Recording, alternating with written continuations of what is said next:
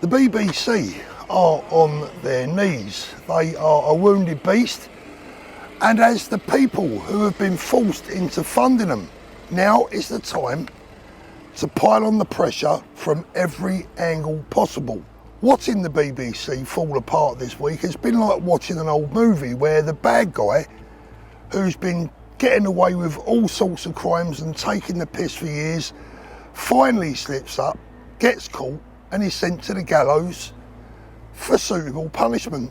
And if you didn't already love Donald Trump enough, the man that really is making America great again and sending every liberal lefty into hysterical fits of pearl clutching at the same time, then his threat to sue and basically obliterate our odious state broadcaster for up to $5 billion confirms his place in history as an absolute hero to the British people.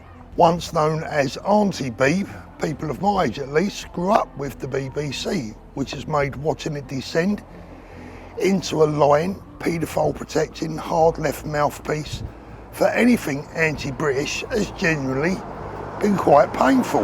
Once the bastion and the guardian of free speech and neutrality, the BBC have fell into the trap of employing one traitor after another, and those who just simply hate the country they choose to live in.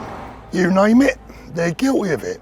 Even their flagship political programme Question Time is about as straight as a boomerang these days, with its hand-picked lefty audiences and presenters.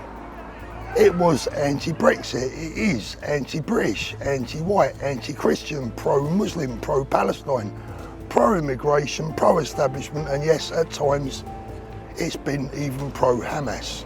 And it's certainly been anti-Jewish. It's been guilty of lying about Donald Trump and the situation in Gaza, employing so-called reporters, later proven to be nothing more than a mouthpiece for terrorism. And it's lied through its teeth about us, the patriots of this great country. And it's lied about the elections in America. Panorama has been revealed to be nothing more than a pantomime. The BBC is nothing more than a fraudulent operation taking licence payers' money under false pretences. Maybe the people themselves should now be considering suing the BBC as well as Donald Trump, because as a news broadcaster, it's been about as useful to us as a chocolate fireguard, now hated with a passion by the vast majority of people forced into paying for the pleasure of being gaslit, lied to, and emotionally abused every single day of the week.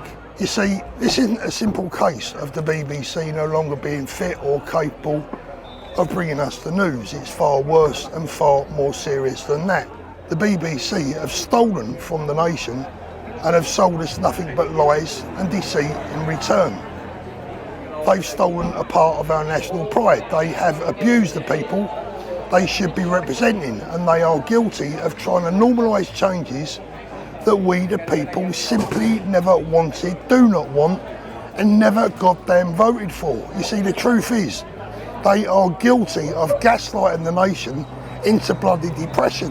Now personally, I hope Donald Trump sues the BBC and bleeds them dry to the point of oblivion, and that every single one of the hard left activists who work there posing as journalists find themselves out on the street, out of a job and out of work.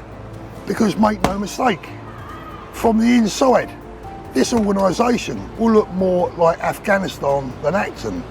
The BBC, their programmes, their reporters, their employees, their entire organisation must now be treated with the utter contempt and disdain that it deserves. The BBC is now dead to the nation. Now all that remains is for everyone to make sure that they are finally put out of their misery forever and be gone.